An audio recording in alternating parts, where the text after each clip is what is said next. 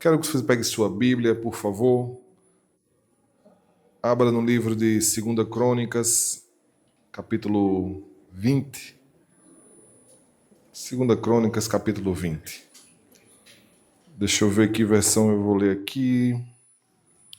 2 Crônicas, quem achou diz amém.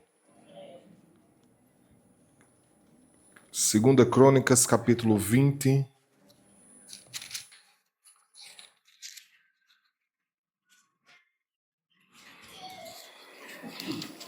Aleluia. Está feliz com Jesus? Amém. Jesus está feliz com você? Amém. Tem uns irmãos que ficaram assim. 2 Crônicas, capítulo 20. Eu estou em primeira, vamos para a segunda. Ok. Versículo 1, a partir do versículo 1, a palavra do Senhor diz: Sucedeu que depois disso os filhos de Moabe, os filhos de Amon, e com eles outros dos amonitas vieram à peleja contra Josafá. Então vieram alguns que avisaram a Josafá, dizendo: Vem contra ti uma grande multidão, da além do mar e da Síria, e já estão em Azazon Tamar, que é En-Gedi. Então Josafá temeu, pôs-se buscar o Senhor e apregoou jejum em todo o Judá. Judá se ajuntou para pedir socorro ao Senhor. Também de todas as cidades de Judá vieram para buscar ao Senhor. E pôs-se Josafá em pé na congregação de Judá e de Jerusalém, na casa do Senhor, diante do pátio novo. E disse: Ah, Senhor, Deus de nossos pais, porventura não és tu Deus nos céus? Não és tu que dominas sobre todos os reinos das nações? Na tua mão há força e potência, e não há a quem te possa resistir. Porventura, ó nosso Deus, não lançaste fora os moradores desta terra de diante do teu povo, Israel, e não adestes para sempre a descendência de Abraão, teu amigo? E habitaram nele, e edificaram-te nela um santuário ao teu nome, dizendo: Se algum mal nos sobrevier, espada, juízo, peste ou fome, nós nos apresentaremos diante desta casa e diante de ti, pois teu nome está nesta casa. Clamaremos a ti na nossa angústia, e tu nos ouvirás e livrarás. Agora, pois, eis que os filhos de Amon, de Moabe e das montanhas do Seir, pelos quais não permitistes passar a Israel, quando vinham à terra do Egito, mas deles se desviaram e não os destruíram.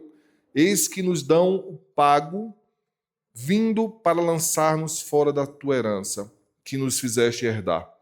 Ah, nosso Deus, porventura não os julgarás?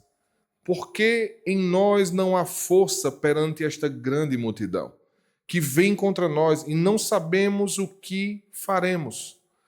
Porém, os nossos olhos estão postos em ti. Todo o Judá estava em pé perante o Senhor, como também as suas crianças, as suas mulheres e os seus filhos. Então veio o Espírito do Senhor no meio da congregação sobre Jaziel, filho de Zacarias, filho de Benaías, filho de Jeiel, filho de Matanias, levita, dos filhos de Asaf. E disse: Dai ouvidos todo Judá, e vós moradores de Jerusalém, e tu, ó rei Josafá, assim o Senhor vos diz: Não temais nem vos assusteis por causa desta grande multidão, pois a peleja não é vossa, mas de Deus. Amanhã descerei contra eles, e eis que sobem pela ladeira de Ziz, e os acharei no fim do vale, diante do deserto de Jeruel. Nesta batalha não tereis que pelejar.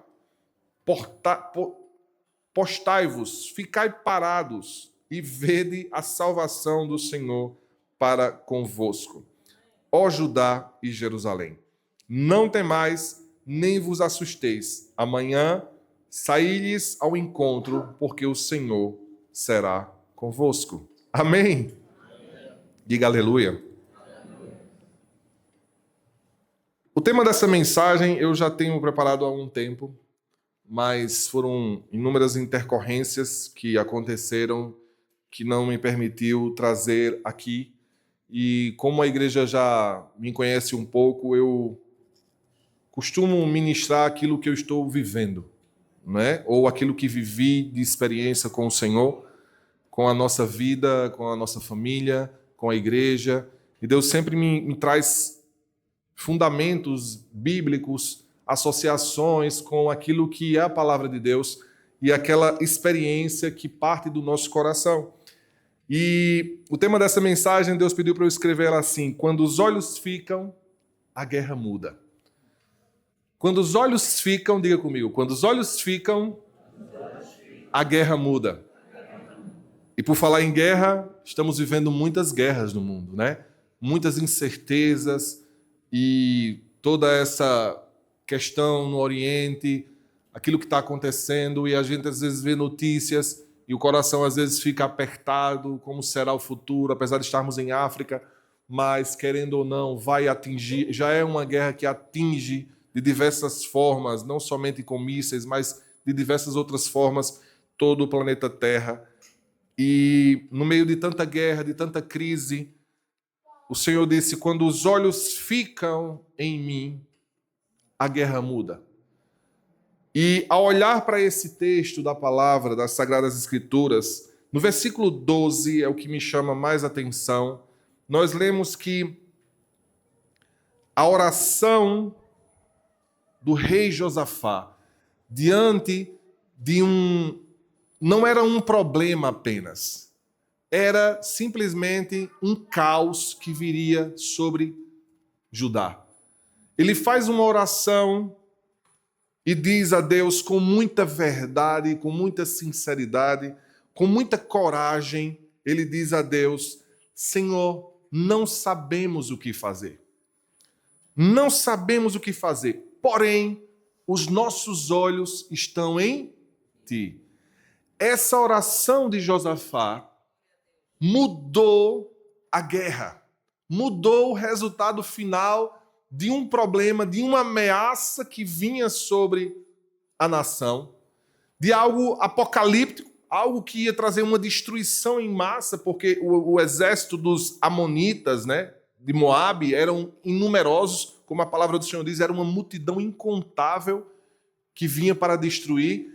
E ao se sentir encurralado diante da situação, sem solução, sem ter margens para negociar, flexibilizar aquela guerra e trazer uma proteção ao seu povo, sem nenhum tipo de plano B, poderíamos dizer, porque nós gostamos de um tal de plano B, né, irmãos? Mas eu vou falar hoje, especificamente dentro dessa palavra, que o plano B não é boa coisa. O nosso plano B para resolver problemas muitas vezes não é boa coisa. E eu acho interessante que Josafá não tinha plano B. Ele olhou para Deus e disse: Deus, não tem plano B. É aquela situação que você diz: não há saída, não há forma de resolver isso. Nós vamos todo mundo morrer aqui. E aí, irmãos, eu olho perante todo esse contexto bíblico, a reação dos homens aliançados com Deus, os tamanhos de problemas, e problemas pequenos, grandes, todo o tamanho, né? Que vem sobre sua vida, vem sobre a sua casa. E eu entendo que existe um tipo de batalha para cada um de nós, onde a estratégia, por melhor que você tenha para resolver essa batalha, essa guerra, ela não resolve. Há batalhas na nossa vida que nem mesmo a tua vasta experiência de 5, 10, 20 anos de crente, 30 anos de crente, não resolve. Podes ter uma estratégia muito bem definida, planeada, estudada, reunir conselho administrativo, reunir irmãos, reunir tudo. E simplesmente você não resolve. Há forças que você tem, que diz que tem muitas vezes, para resolver coisas. Há problemas do tipo específico que nem tua força resolve. Nem tua melhor animação, nem tua melhor energia, nem teu melhor dia de ânimo resolve. E há problemas nesse nível. E foi exatamente assim que aconteceu com Josafá. Ou vocês acham que Josafá não tinha seu conselho de estrategistas de guerra? Aqueles homens que sentavam no gabinete de crise, como Trump tem o seu gabinete de crise, reúne os conselheiros. Todos eles têm, toda nação tem. A estratégia não resolveu. A experiência de muitas outras guerras também não resolveu. Porque às vezes a gente acha, né? Porque vencemos muitas batalhas e chegamos até aqui, quase 30 anos de crente, já tem batalhas que nem tua vasta experiência, não interessa quantas horas de culto você tem acumulada. Não interessa quantas horas de célula, não interessa quantos dias de jejum você tem acumulado, não interessa quanta Bíblia você leu. Há tipos de situações que até isso te deixa na mão muitas vezes. A tua força não é suficiente para resolver aquilo. Josafá ficou exatamente assim. Um colapso inevitável vinha sobre o povo. Era inevitável. E o mais poderoso de tudo isso que eu parei e olhei, e Deus me disse, Josafá não tinha plano B. Porque eu estou viciado em ter plano B, C, D, E. Todos nós estamos viciados nessa onda. Vamos tentar isso aqui. Se isso aqui não der certo, nós já jogamos para cá. E se não for, já temos isso aqui. Se não for, vamos isso aqui. E aí nós planejamos, né? Tudo. Sabe por quê? Porque nós simplesmente conseguimos dar conta da nossa própria vida sozinho, sem deixar Deus trabalhar. Não diga amém não, diga misericórdia. Cuidado com os amém que vocês dizem. Nem toda hora é para dizer amém. Misericórdia das nossas vidas. Misericórdia. A confissão dos lábios de Josafá liberou o céu sobre ele. Quando ele disse, Senhor, nós não sabemos o que fazer. Chegou a hora de você, diante daquela situação difícil que você tem em casa, com o seu marido, com a sua esposa, dizer a Deus, Deus, eu não sei mais o que fazer. E Deus está esperando você dizer, Senhor, eu não sei mais o que fazer. Não sei. Porque enquanto você acha que sabe o que fazer, Deus se cala.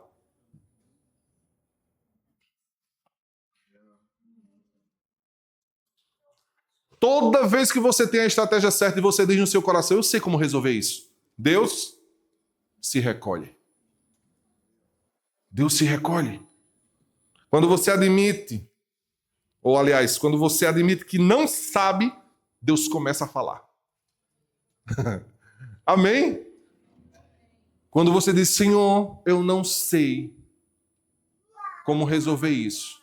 Aí Deus diz, eu sei como resolver. Mas você tem que calar a sua boca. Você tem que parar de ter ideia. Nós temos muita ideia. Crente gosta de ter ideia. É cheio de ideia. É uma mente assim. Eu tenho ideia para tudo, pastor.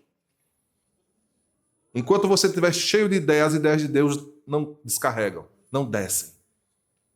Porque você está cheio das suas próprias ideias. Entenda uma coisa. O céu ele não responde ao orgulho. Ele responde à dependência. O céu não responde à sua posição de autossuficiência, saber resolver tudo. O céu responde quando você dobra os joelhos e diz, eu não sei de nada. Isso é dependência. Eu passo a depender de Deus no lugar de dizer, eu sei fazer, Deus, eu não sei. Ajuda-me. Eu não sei como vai ser, Senhor. Ajuda-me. O que vocês estão vendo aqui nessa igreja foi uma oração que Fernando e eu fizemos, e o apóstolo Itamar, dissemos, não temos condições. Não sabemos fazer. Não vai dar. Senhor, pronto. Aí Deus move o seu sobrenatural. Porque o céu se movimenta num ambiente de dependência, não de altivez, não de orgulho, não de mente cheia de ideia que sabe que vamos, nós somos bons, nós somos os melhores, nós temos aqui pessoas estratégicas, vai dar certo. Não, irmão. Dependência. Diga comigo, dependência. Deus está à procura de homens e de mulheres que saibam depender dele e não da sua capacidade humana de resolver conflitos, não na sua capacidade humana de resolver o caos inevitável que vem muitas vezes contra nós. Se você está vivendo um caos inevitável na sua família, só existe um caminho de você resolver isso: dependência. Eu já preguei uma mensagem aqui sobre a forma de resolver, né? O caminho da saída para resolver os problemas. E eu falava que o caminho para resolver é para baixo. Para você resolver uma crise, é para baixo que você vai. A porta de emergência, ela é sempre para baixo. Se olhares as portas de emergência deste shopping, elas vão sempre para baixo. Porque para baixo faz você curvar-se. E curvar-se quer dizer dependência. Eu não tenho como resolver os problemas sempre com a crista, com aqui o nariz empinado. Não, irmãos. Deus nos quer num lugar de dependência, amém? Moisés só viu o mar se abrir quando ficou encurralado. É incrível, né? Às vezes Deus deixa você ficar encurralado, sem saída. Somente porque Deus queria ouvir a inclinação do teu coração para dizer: Senhor, eu não sei como passar com este povo no meio daqui. Olha o mar, olha isso aqui na minha frente. É intransponível esse problema, não tem como transpor esse problema. E quando ele tem esta postura de estar encurralado, sem saída e sem solução, porque talvez Moisés, e não está na Bíblia, o que eu vou dizer aqui, está na minha cabeça, Moisés também deve ter pensado: vamos construir barco? A gente constrói os barcos antes de pôr o povo perto do mar, porque nós vamos sair por aquilo ali. Aquilo era uma estratégia da cabeça de Moisés, não de Deus.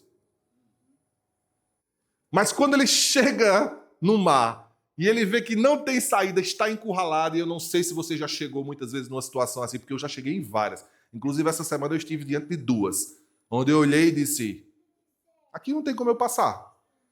Aqui não tem como eu sair. E Deus gosta quando você está encurralado.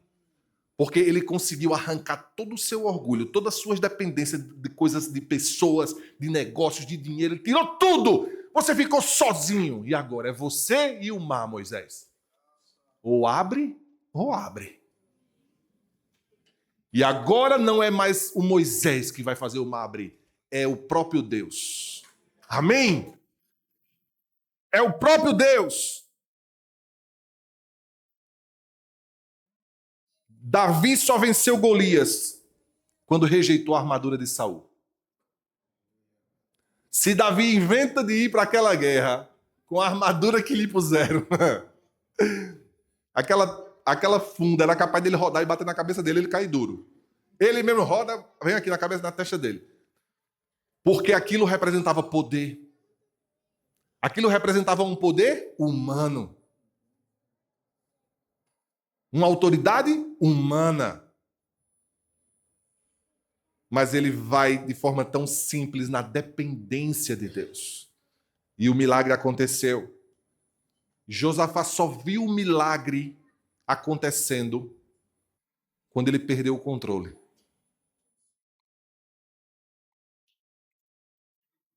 Sabe qual é o nosso problema? Sabe qual é o problema dos crentes?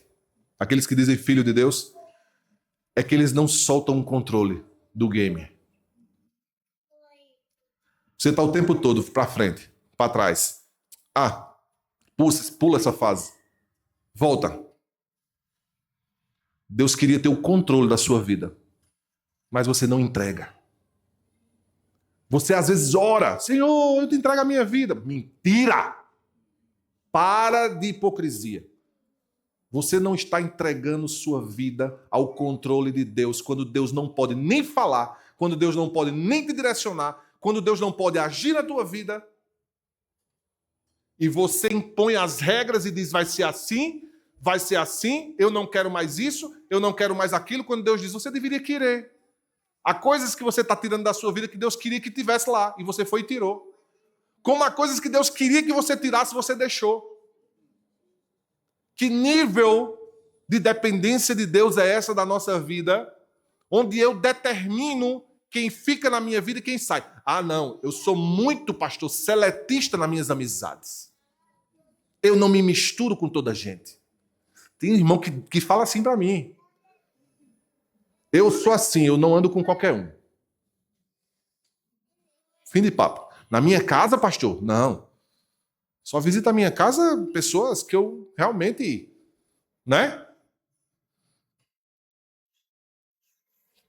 Nós determinamos e comandamos e controlamos e manipulamos a nossa vida com todas as ferramentas possíveis e imagináveis.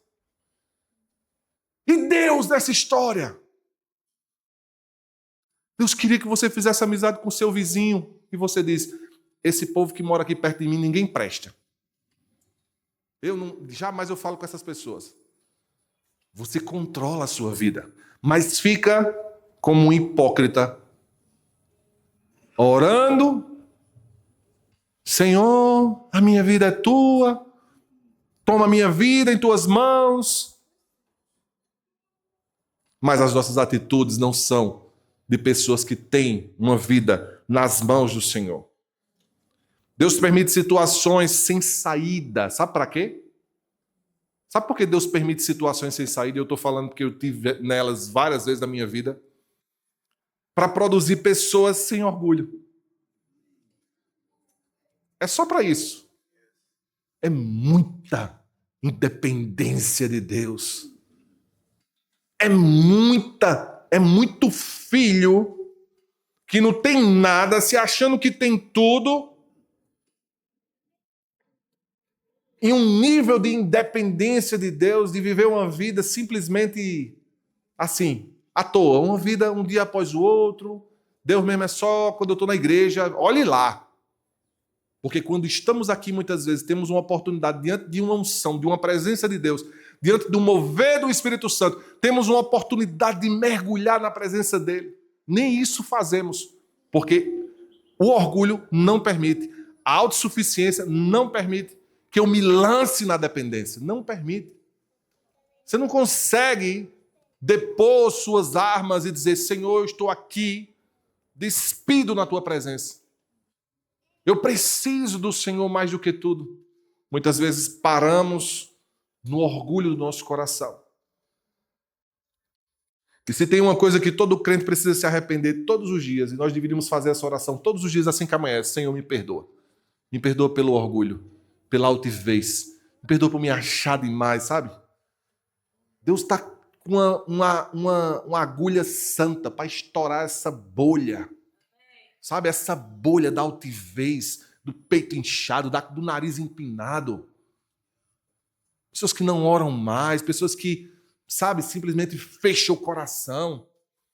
Sabe quando você vai perceber que o seu coração está totalmente possuído pela altivez e pelo orgulho? É quando você for ferido e você fechar o coração para aquela pessoa. Quando 5 irmãos te ferirem, você fecha o coração para aqueles 5. Nunca mais eu quero nem saber da cara daqueles irmãos. Sabe o que é isso? Altivez. Sabe o que é isso? Orgulho. Porque o princípio nos ensina pela palavra que eu preciso amar, inclusive os meus inimigos, aqueles que me perseguem. Nós não queremos amar. A gente até pula esse versículo da Bíblia.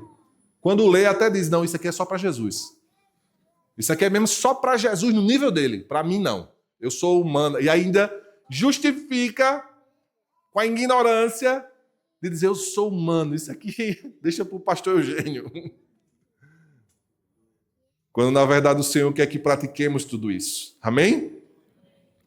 Os olhos são mais importantes do que as mãos. Nem sei se eu tenho condições de falar sobre isso aqui. Sabe por quê, irmãos? Não é o que você faz para Deus. Não é o que tuas mãos têm capacidade de fazer. Mas sim o que os teus olhos têm capacidade de enxergar. Deus não está interessado nas tuas mãos, Ele está interessado nos teus olhos.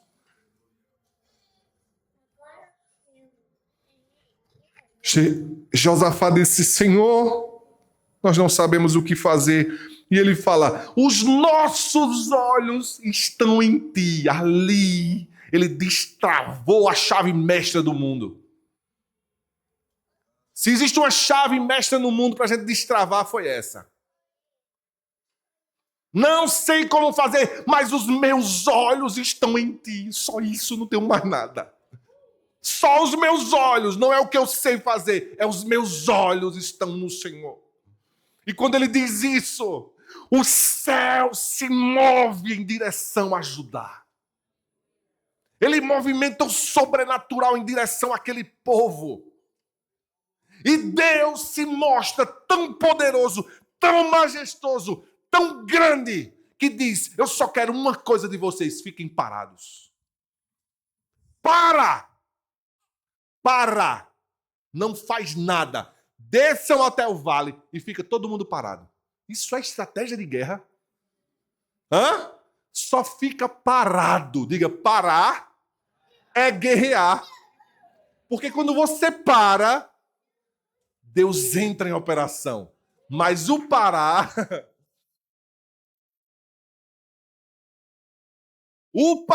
escute, o parar não é parar para ficar assistindo a Netflix. Não é parar para ficar à toa, distraído. É parar com os olhos aonde? Nele. Ele disse: os meus olhos, os nossos olhos estão em ti. E aqui é uma revelação central. A guerra ela não começou no campo de batalha. A guerra ela começou aqui, nos olhos. Josafá venceu a guerra, não foi lá no campo, ele venceu a guerra quando antes orou e disse: os nossos olhos estão em... Pronto, ele venceu a guerra ali. Estava vencido, aquilo ali já tinha acabado. Para Deus, Deus disse: está resolvido. Esse homem encontrou a linha mais tênue que todo crente deveria encontrar.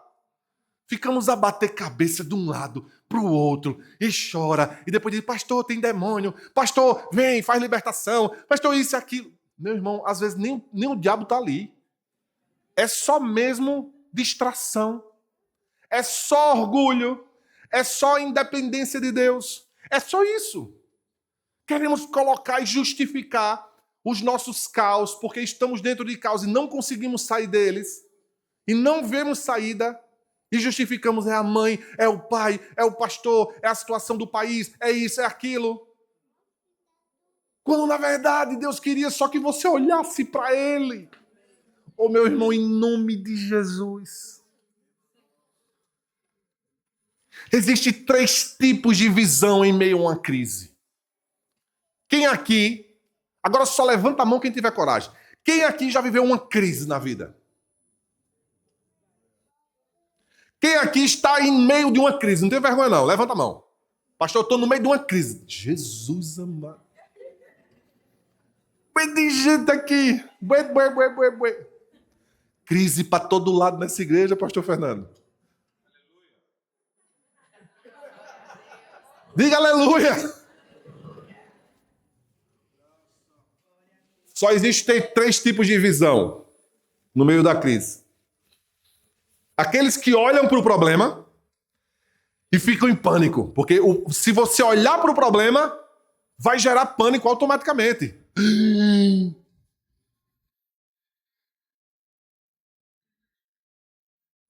Pastor, chorei a noite toda. Meu pastor, o que é que eu faço da minha vida? Não sei mais o que fazer. O olhar para o problema gera pânico. Essa é a primeira visão da crise. Aqueles olhos que olham para si mesmos gera, sabe o quê? Desespero. Quem olha para si mesmo no meio da crise fica desesperado. Desesperado. E o terceiro tipo de visão no meio da crise. Esse é demais. É aqueles que conseguem olhar em Deus. E Josafá, junto com o povo de Judá, decidiram fixar os seus olhos em Deus em meio a um caos. E sabe o que aconteceu com isso? Gerou posicionamento em meio à crise. Eu estou e posso estar vivendo uma crise, Vanderlei. Eu estou e posso estar vivendo uma crise. Mas se os meus olhos estiverem no Senhor, eu estou posicionado. E as pessoas vão olhar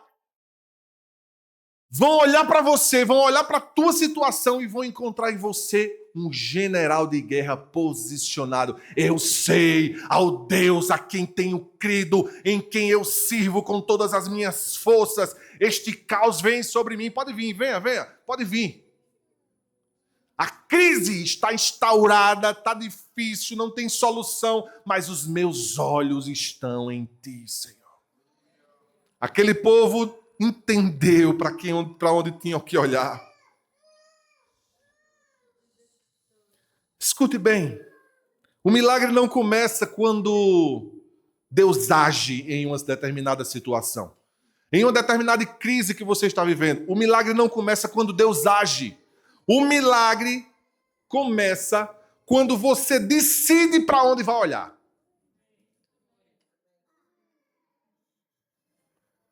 Eu falei aqui em alguns cultos que a gratidão precede o milagre. A gratidão tinham 10 leprosos. Só um voltou para agradecer. Todos foram curados, mas só um teve um plus. Que ele herdou o quê? A salvação. Na verdade, ele herdou a melhor coisa. Ele herdou os outros saíram a correr sem a salvação. Tudo feliz.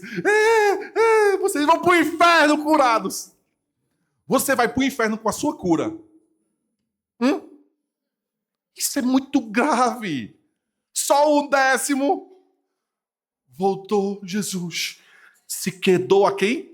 O olhar daquele homem estava fitado no Senhor. Ele se prostrou aos pés de Jesus para adorá-lo, para agradecê-lo, para ficar com Jesus. Ele não estava interessado nem na cura, ele só queria estar com Jesus.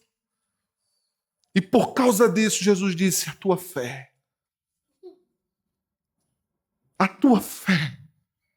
de voltar e agradecer, de olhar para mim, tens direito à salvação. Há muitos crentes que estão sendo curados, recebem uma bênção de Deus e estão indo para o inferno agarrado com a bênção. Um camarada não teve nada, passou fome, passou tudo que difícil na vida. Vem para Jesus, se converte, vem para a igreja, começa a prosperar, começa a ganhar dinheiro, desaparece. Cuidado, você está indo para o inferno com a riqueza que você entesourou. Porque o mais importante você deixou de lado, que era estar com Ele, era estar com Jesus, era viver com Ele, era olhar para Ele. Isso você deixou de lado. Por causa de uma bênção, por causa de uma cura, por causa de um milagre que você viveu. Oh, meu irmão, Deus está falando nessa casa, e não é só hoje, é sempre que nos reunimos. Deus tem falado poderosamente aos nossos corações. Preste atenção numa coisa. E escute bem o que eu vou falar agora. O povo não lutou. No contexto de 2 Crônicas, capítulo 20, não houve luta, Vanderlei. Não houve contato homem com homem.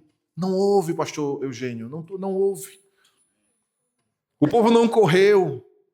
Não lutou, não atacou. Voltar para a palavra não correu. Sempre que a gente fala uns com os outros, e aí, como é que tá a vida? Tô na correria, pastor. Eita, pastor, tô correndo muito, essa semana tá muito corrida, tô com uma correria. Tá, os crentes estão tudo corredor. Viveram agora são... Às vezes eu olho, até eu mesmo digo, uma correria essa semana. Muita correria. Eu falo com o apóstolo Tomar direto, às vezes ele faz, cara, tô corrido demais, tô muito ocupado, tô corrido. Eu digo, nós estamos tudo a correr, cheio. Um corre para um lado, outro para o outro, vai, corre, olha para os irmãos, tá correndo, todo jeito tá correndo. O povo não lutou, o povo não correu. Não atacou. Eles ficaram fazendo o quê? Olhando firmemente para Deus. Firmemente para Deus. Sabe por quê? Quem sabe para onde está olhando não precisa saber o que fazer. Não precisa. Se você souber para onde você está olhando, ei, irmão, essas ideias todas nossas vai cair 90%. Sabe por quê? Porque nós estamos fazendo 90% de coisa que Deus não mandou fazer. É só mesmo agonia, sabe, Fernando? É só mesmo o desespero da alma. É somente aquela, ei, eu tenho que ganhar, eu tenho que ter dinheiro, eu vou casar, pelo amor de Deus, não tenho... É só agonia, é só desespero mesmo. Se nós soubermos para onde estamos olhando, Deus vai revelar exatamente aquilo que você tem que fazer para não perder tempo, para não perder energia, para não gastar sua saúde, para não acabar com sua vida, com a sua juventude, gastando energia numa coisa que Deus não te mandou fazer, mas você está fazendo. E eu não estou falando de pecados, atenção. Estou falando de coisas lícitas. Estudar é lícito, sim ou não? Trabalhar é lícito, sim ou não? Mas você sabia que nem todo trabalho foi Deus que mandou para você? Nem toda porta que se abre foi Deus que abriu. Às vezes foi o diabo, ou às vezes foi você mesmo que meteu o pé na porta e entrou. Agora, você vai, escolhe a sua porta, escolhe o que você quer fazer, rebenta a porta, entra naquele negócio, e aí quando está lá, Deus, abençoa esse negócio meu, Senhor. Como assim? Desculpa, como assim? Queremos trazer Deus para negócios que nós estamos fazendo, que foi feito de forma deliberadamente escolhida dentro de uma independência, de uma autossuficiência, onde eu não consultei Deus, onde eu não olhei para o Senhor para Ele falar comigo, eu simplesmente fui. Estamos a correr o tempo todo. Corre para aqui, corre para ali. Corre para aqui, corre para ali. Mas naquela estratégia que Deus deu àquele povo, naquela hora, foi inusitada, inesperada, foi talvez inapropriado para uma batalha, talvez tenha sido... Que loucura é essa? Você manda o povo descer, ficar posicionado e ficar parado sem fazer nada. Às vezes o que Deus vai te mandar fazer é simplesmente uma loucura humanamente falando. Uma loucura aos olhos natural. Cuidado, porque quando você está fazendo coisas que não são loucura, muitas vezes são coisas normais, não são pecados, são lícitas, mas não foi Deus que mandou você fazer. E eu não estou dizendo que você está em pecado por ter feito isso, porque não está. E até poderia dizer, sabe por quê? Por causa do orgulho e da autossuficiência. De fazermos coisas sem consultar a Deus. Sem consultar ao Senhor. Só porque queremos fazer. Deus respondeu mudando a estratégia de guerra. A resposta de Deus foi o quê? Linda e tremenda resposta. Depois da oração dele, que ele diz, Senhor, os nossos olhos estão... Eu não sei fazer. Os nossos olhos estão fitos em ti. Deus responde usando um profeta e diz assim, a peleja não é vossa, mas é minha. Ô, irmão, em nome de Jesus. Aleluia. Quando que nós vamos parar de lutar com as nossas próprias forças? Uma geração de crente doente, adoecendo, de preocupação, de ansiedade, síndrome do pânico, tanta doença miserável. Sabe por quê? Porque nós estamos querendo lutar uma luta que não é nossa. Para de querer resolver coisas com a tua mão, com a tua força. Quando é que você vai deixar Deus lutar esta luta? Deus está vendo uma geração de crente indo lutar um negócio que ele nem mandou. Você está indo aí fazer o quê? Isso aí sou eu que vou resolver. Você está indo aí fazer o quê?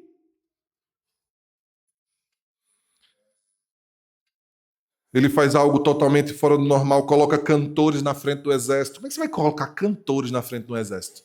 Hã, Mário?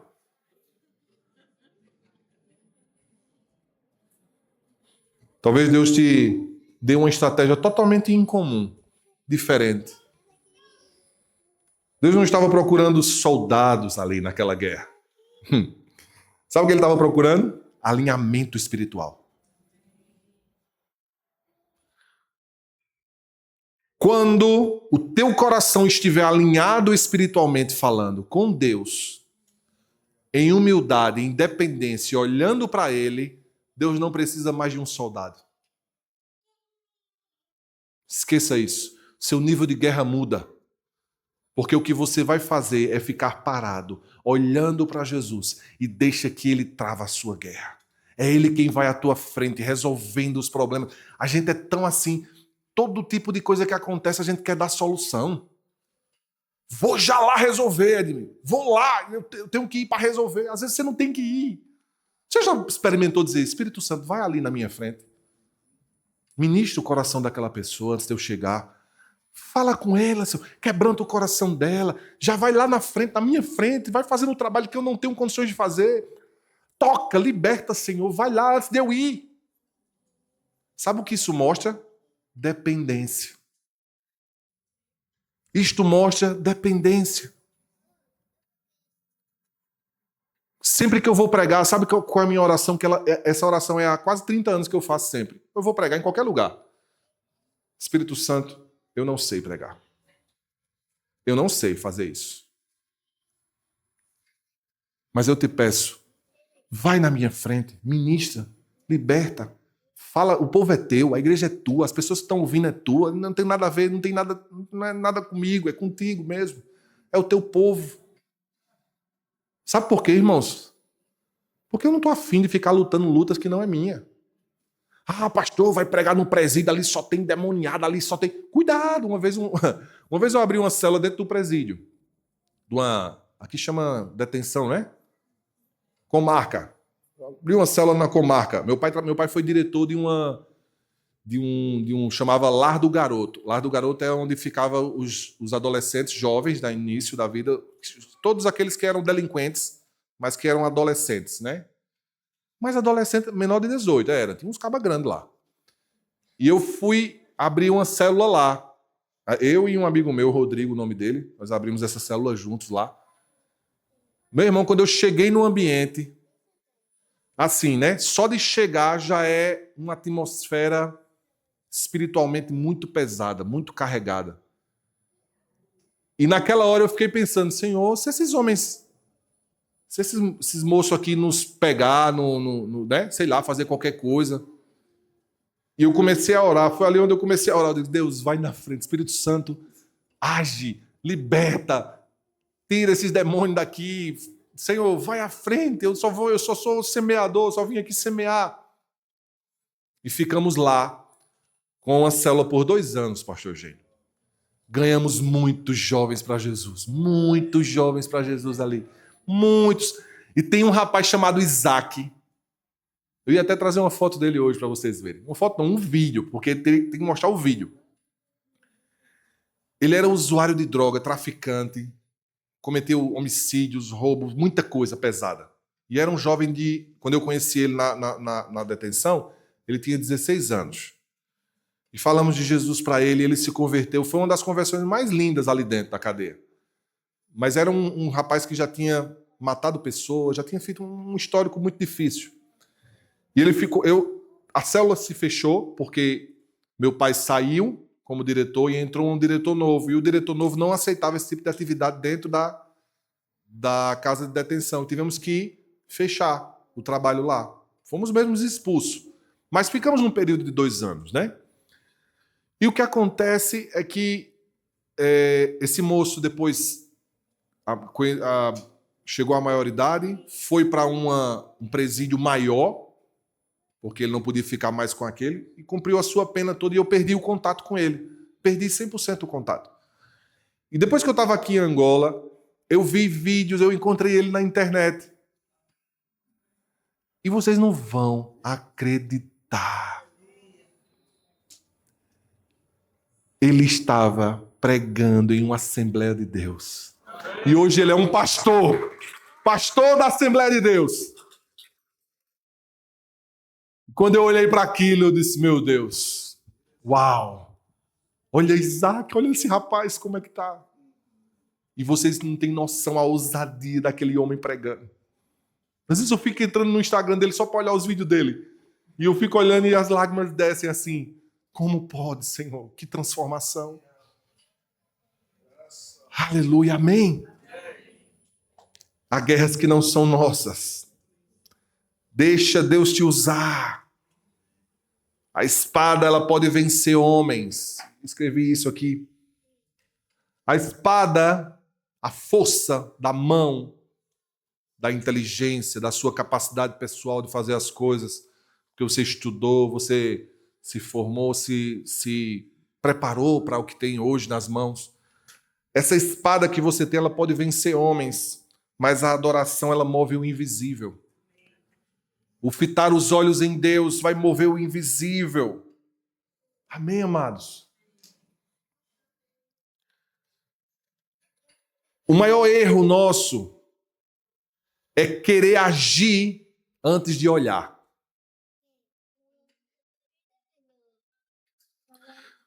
Porque em meio ao caos, a nossa reação muitas vezes é querer já ter uma ação de resolução. Isso é um grande erro. Um grande erro. Muita gente ora correndo. Eu estou correndo, estou orando, estou correndo, estou orando, estou fazendo isso, estou fazendo aquilo, estou orando. Decidimos no desespero.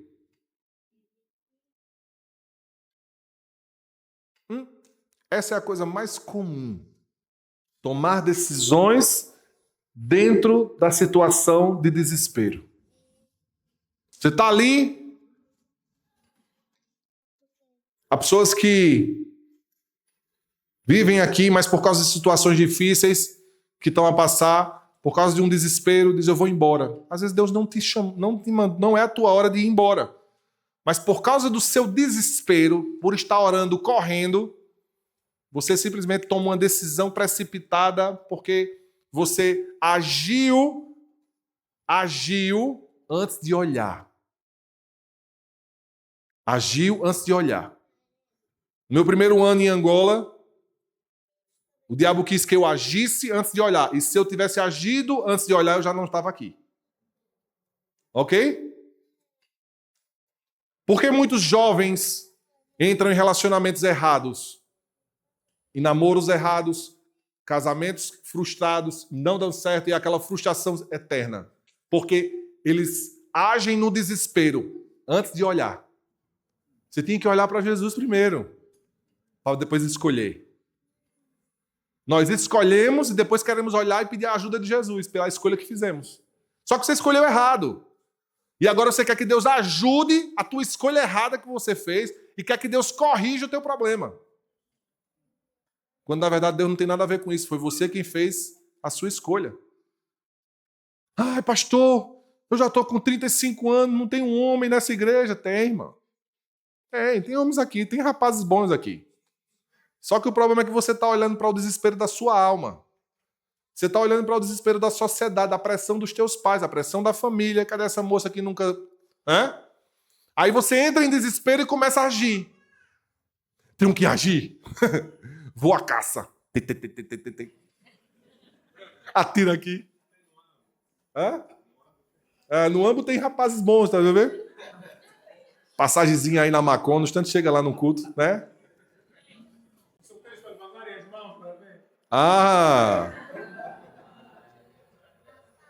Amados,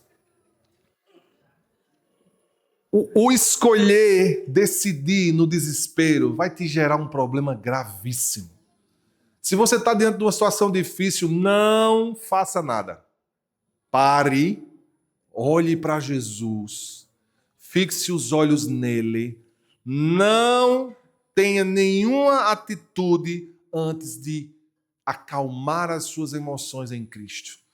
Tranquilizar-se, ficar bem relaxado, bem tranquilo, bem calmo. Já não estou naquela euforia da minha alma, eu não estou na euforia de ter, de porque eu tenho que ter, minhas amigas já estão todas com namorado, eu estou aqui a sobrar. Eu passei várias coisas, e uma delas foi quando a pastora não podia engravidar, nós ficamos 6 anos casados, 6 anos sem ela poder engravidar. E eu via meus amigos que casaram na mesma altura, já estavam com o menino tudo a correr na igreja. E eu olhava para aquilo, a minha alma queria se desesperar, questionar Deus. Eu estava orando, correndo. Deus dizia, não, essa luta não é sua, essa luta é minha, e você precisa entender. E quando entendemos isso, Deus fez um milagre. Amém? Primeiro você olha para Jesus. Depois, Deus age. E depois, só então você se move. Olha a sequência, meu irmão. Primeiro você fixa o olhar em Cristo. Estabiliza-se na sua fé. Cresce dentro de você uma certeza de que Deus está no controle da sua vida. Depois, Deus age a seu favor. E por último, você se move. Agora eu vou me mover. Agora eu vou fazer. Agora eu vou pôr a mão na massa. Vou, regaçar as mangas e vou correr fazendo aquilo que Deus me mandou fazer. Porque você imagina se Moisés chega diante do mar. Deus, ele crê, né? Imagina a sequência. Ele crê que ali só Deus pode resolver o problema dele. Vem para a segunda etapa. Deus age. O mar se abre. Imagina se Moisés disse, não vamos entrar não. Porque que negócio doido é esse que está acontecendo aí? Se em um segundo esse mar desaba na cabeça da gente, morre todo mundo. Porque, irmãos, é engraçado, né? Deus nunca faz tudo. Ele sempre faz a parte dele e deixa uma parte para o homem fazer. Já notaram isso? Hã? Deus faz tudo na minha vida? Não vai. Porque se Deus fizer tudo na sua vida, você vai ficar um ingrato. Você vai ficar um camarada que já não precisa mais de nada. Quase um semideus. Deus faz uma parte e espera que você faça a sua. Agora, a sua, muitas vezes, requer ação, requer atitude. Tem um problema familiar, vou procurar a pessoa, vou perdoar, vou pedir perdão, vou fazer o que eu tenho que fazer, tá vendo? Vou alimentar esse relacionamento, vou mandar flores, nem vou fazer flores, quando eu falo de flores eu já olho para Marquinhos, eu não vou olhar não para ele. Nem vou mandar, nunca mandei uma flor, vou passar a mandar flores, vou ter atitudes, vou arrumar agora a casa, o marido que não chega em casa, tira os sapatos, joga a roupa, blá, tem roupa pendurada na cortina, tem roupa em cima da mesa. Irmão, você sabe que isso gera conflito dentro de casa, problema, sua mulher fica amargurada com você, depois você quer ter uma noite de amor com sua mulher, desse jeito. Não tô a perceber. Então chega, faz o que você tem que fazer, amém? Faz o que você tem que fazer. O milagre aconteceu sem eles lutarem. Deus fez os inimigos se destruírem entre si. Isto é profundo, sabe? Existem batalhas que você não vence. Existem batalhas que você não participa e que você só testemunha.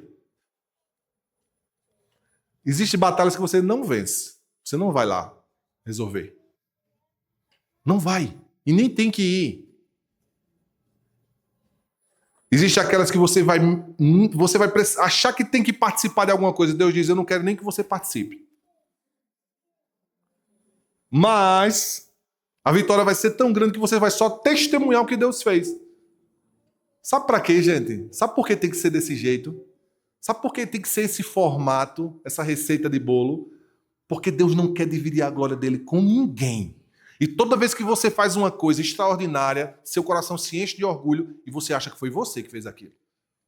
E Deus simplesmente se retira da situação. Porque ele não compartilha a glória dele com ninguém. Então, para que a glória seja só dele, muitas batalhas você nem vai lutar, nem vai para a guerra, nem vai vencer. Nada. Você não vai participar, não vai ter tua interação naquela batalha. E do nada você vai só testemunhar. Senhor, eu recebi. Não fiz nada, você fez sua parte, que era só olhar para Jesus. Era só adorá-lo. Era só ficar quedada aos seus pés. Você fez a melhor parte, aquela que Maria escolheu. Quando quebrou o vaso de alabastro nos pés de Jesus, todo mundo a correr, arruma isso, arruma aquilo, pega bebida, pega comida, todo mundo a fazer. Aquela mulher só fez uma coisa, adorar. E foi aquilo que mais comoveu o coração de Jesus. Então, a coisa que Deus vai nos dar, porque Deus não quer somente te dar a vitória. Ele quer te mostrar que Ele é a vitória. Não é só te dar uma vitória que você precisa. Ele quer revelar que Ele é a vitória manifestada na sua vida. E as pessoas vão olhar e vão dizer, Deus está contigo. Mas essa conclusão de que Deus está com o pastor Fernando, que Deus está com o Eugênio, que Deus está com o João, essa conclusão ela tem que ser recheada de uma experiência com Deus absurda, onde Deus manifesta o seu poder e a sua vitória na vida daquele cidadão. Não é porque ele tem nada que Deus está com ele. Não é porque ele está andando em um carro. Não é isso. É porque o próprio Deus manifesta dia após dia vitórias, milagres, que Ele é a própria vitória na vida do João. Então, eu olho para tudo aquilo e digo, Deus está com ele. Deus é contigo. Amém? Deus é contigo. Qual é a postura que muda destinos diante de tudo isso? O povo não disse, temos fé, vamos vencer, somos fortes. O povo não disse isso. Aquele povo só disse uma coisa, não sabemos como, mas estamos olhando. Sabe o que é isso, irmãos? Quando você chega nesse nível, de dizer, eu não sei como fazer, Senhor, mas os meus olhos estão fitos em Ti. Isso se reflete em uma maturidade espiritual. Aí eu posso garantir a você, você alcançou a sua maturidade espiritual. Quando você deixou de achar que você é a pessoa que tem fé, que sabe vencer as batalhas, que é muito forte contra as lutas, contra o inimigo. Não. Senhor, não sabemos. Está aqui, Senhor, não sabemos. Mas estamos olhando firmemente para Ti. Amém? Quando você não sabe o que fazer, Deus não espera ação sua.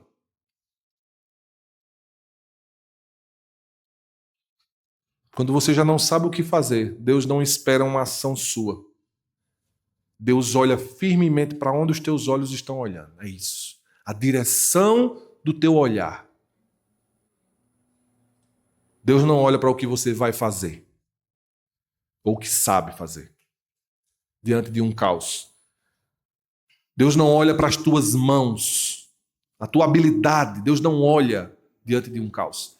Deus olha para os teus olhos.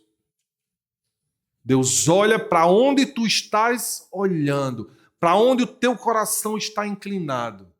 É aí onde Deus começa a agir. Amém? Vamos ficar de pé e vamos orar. Existem pessoas hoje que estão pressionadas, chegaram aqui pressionadas, sem respostas, emocionalmente cansadas. Talvez você esteja muito cansado. Talvez você chegou aqui frustrado, com tanta luta, com tanta coisa que não se resolve, com tanto problema que começa e parece não ter fim. Você está cansado, você está frustrado, você está extremamente pressionado. E hoje o Senhor só quer uma coisa de você. O Senhor não quer que você grite aos quatro cantos, eu tenho fé, eu vou sair. Não. Deus quer que você curve o seu coração para Ele. E diga, Senhor, eu não sei como sair disso. Diante de uma pressão absurda, de um caos inevitável, olhou para Ti, Senhor. Abriu mão do orgulho, da altivez, da autossuficiência. e disse: eu preciso de ti, Senhor. Não tenho como resolver esse problema, Senhor. Não há saídas, eu não vejo soluções, o caminho está simplesmente fechado. Mas os nossos olhos estão em ti. Os nossos olhos estão em ti. Coloque o seu coração aos pés de Jesus.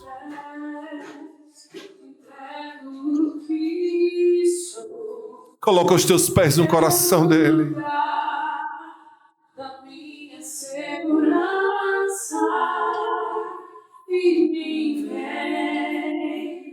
Pode me acurar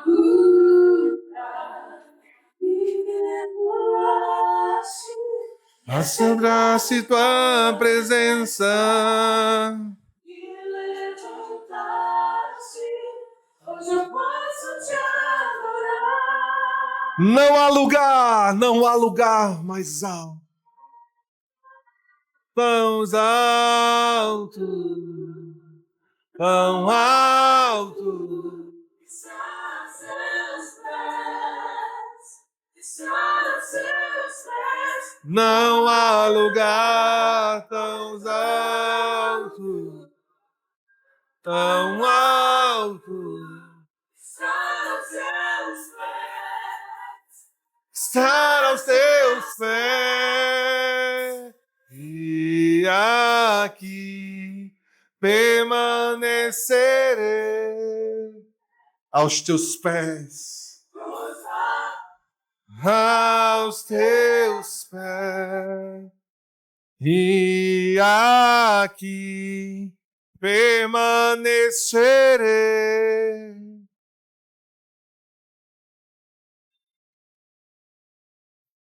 Declara isso. Eu quero permanecer aos teus pés. Jesus, ajusta o foco, o olhar da tua igreja, Senhor. Não podemos ser um povo escravo, escravo do orgulho, da autossuficiência. Não, Deus. Ajusta os nossos olhos espirituais hoje. Ajusta os nossos olhos espirituais, Senhor. O foco precisa ser ajustado, Senhor. A dependência precisa ser uma experiência real nas nossas vidas. Eu tiro os meus olhos, Senhor, de mim mesmo, das minhas próprias capacidades. Eu tiro os meus olhos, Senhor, de mim mesmo. Eu tiro os meus olhos de mim mesmo, Senhor. Eu tiro os meus olhos do plano B, Senhor. E eu declaro que a partir de hoje Tu és o meu plano B. Tu és o meu plano A. Tu és, Senhor, aquele que tem o controle da minha vida. O controle da minha vida, Senhor. Tu tens o controle e o domínio. Eu largo mão, Senhor, de querer controlar os meus passos, de querer controlar minhas próprias decisões, de querer controlar as minhas escolhas. Eu abro mão e lanço os meus olhos em Ti, Senhor. E declaro que esta guerra não é minha, esta guerra é Tua. A guerra que Tu tens para fazer, meu irmão, entrega ao Senhor. Entrega ao Senhor esta tua guerra, entrega a Ele. Ele quer lutar por você. Deus quer lutar por você.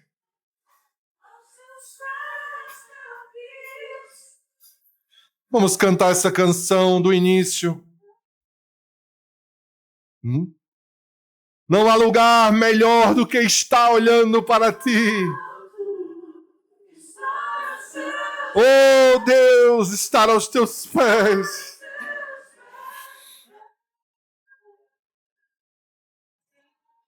Rompemos com o vaso de alabastro, Senhor, nos Teus pés, Jesus.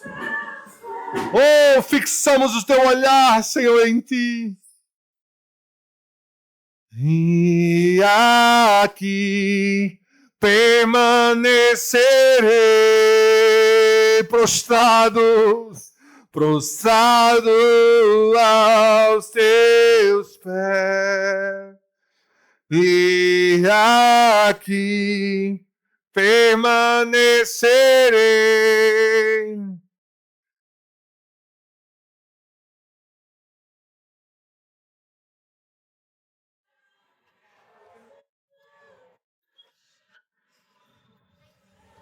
O teu trabalho, homem de Deus, mulher de Deus, jovens que aqui estão, o teu trabalho é descansar em mim. Receba esta palavra no seu coração. O teu trabalho é descansar em mim.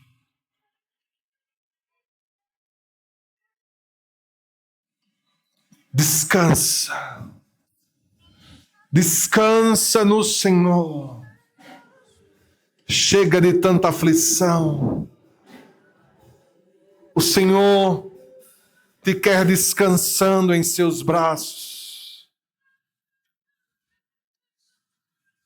Descanse na certeza de que o dia mau vai passar, de que os dias difíceis vão cessar.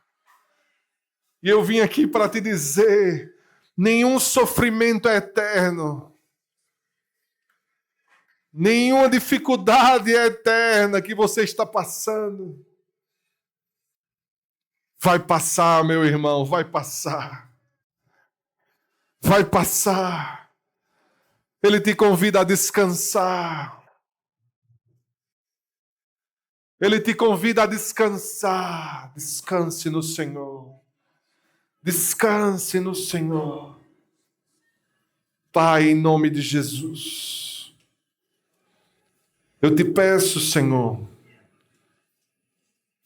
em nome de Jesus eu te peço, uma onda de descanso no coração da tua igreja. Uma onda que remove os fardos, os pesos. Porque tu nos ensina a deixar o fardo na cruz e tomar o fardo dele, que é suave, que é leve. E eu declaro, Senhor, sobre o teu povo, sobre a tua igreja, um tempo de ajustar o olhar, o tempo de ajustar o olhar para onde você está olhando. O Senhor está ajustando hoje o lugar para onde você olha. Ele está ajustando hoje.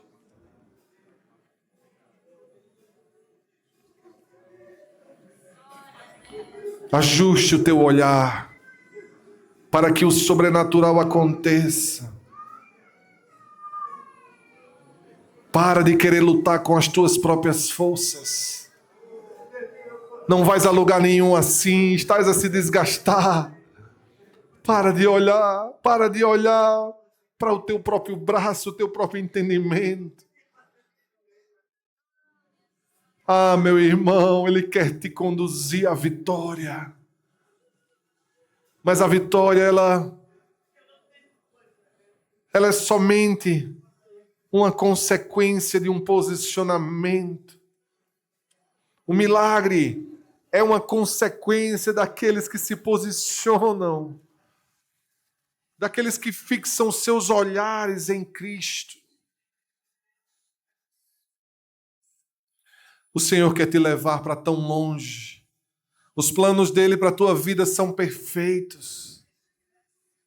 Mas você sente que sua vida está dando voltas e não está indo para lugar nenhum. Há pessoas que estão aqui que sentem que parece que estão a andar em círculos. Mas hoje eu vim aqui para te dizer que a tua história vai mudar.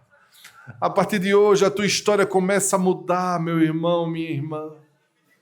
Há uma transformação que Deus quer estabelecer na tua vida, mas que passa por um posicionamento.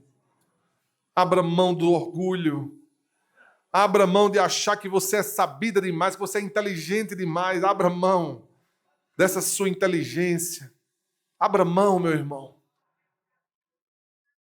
Não é na força do teu braço. Eu quero